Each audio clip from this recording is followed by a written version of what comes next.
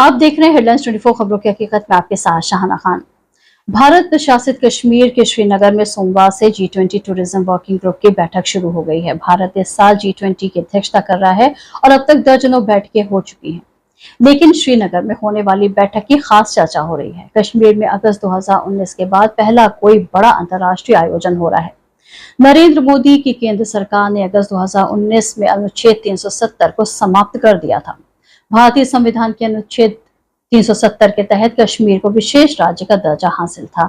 इसके अलावा केंद्र सरकार ने जम्मू कश्मीर से राज्य का दर्जा भी छीन लिया था और इसे 2 केंद्र शासित प्रदेश में विभाजित कर दिया था। भारत श्रीनगर में G20 की बैठक के जरिए दुनिया को शायद ये संदेश देना चाहती है कि यहाँ सब कुछ सामान्य है।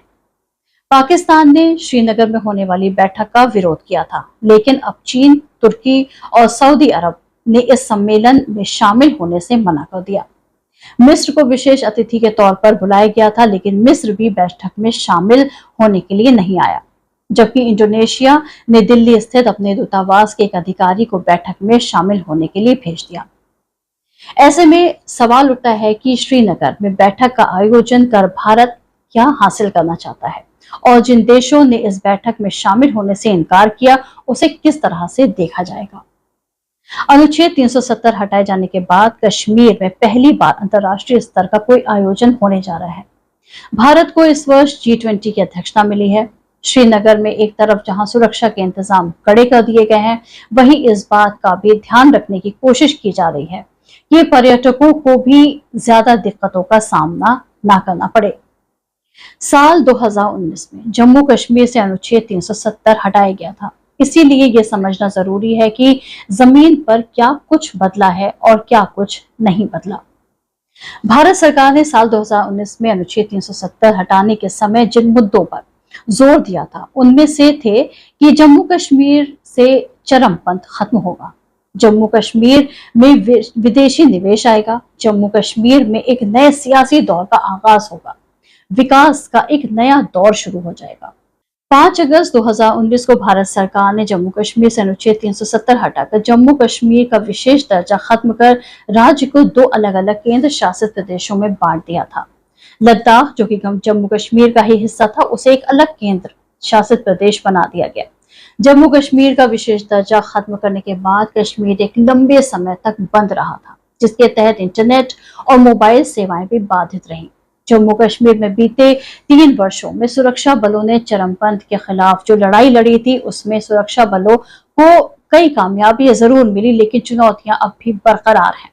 जम्मू कश्मीर पुलिस का दावा है कि इस समय कश्मीर में सक्रिय चरमपंथियों के सबसे कम आंकड़े मौजूद हैं और फिलहाल स्थानीय चरमपंथियों की तादाद लगभग 30 के आसपास है, जो 33 वर्षों में सबसे कम बताई जा रही है। हालांकि पिछले 2 वर्षों से चरमपंथी हमलों के ज्यादा मामले कश्मीर के दक्षिण में स्थित जम्मू क्षेत्र में हुए हैं। सुरक्षा भी मानते हैं कि कश्मीर में चरमपंथी गतिविधियां जरूर कम हुई हैं, लेकिन जम्मू क्षेत्र में जो कुछ हो रहा है वो संकेत अच्छे नहीं हैं।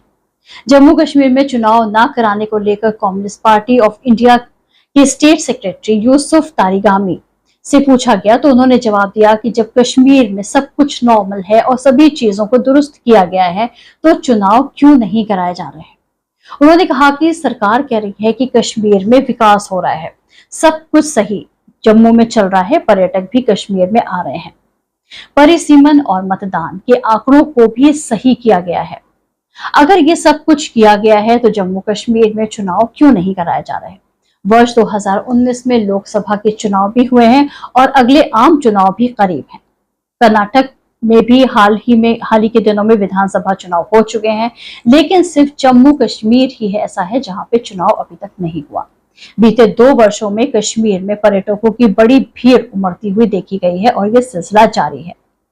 सरकारी आंकड़ों के मुताबिक वर्ष 2022 में 1.88 करोड़ पर्यटकों ने इस केंद्र शासित प्रदेश का रुख किया है।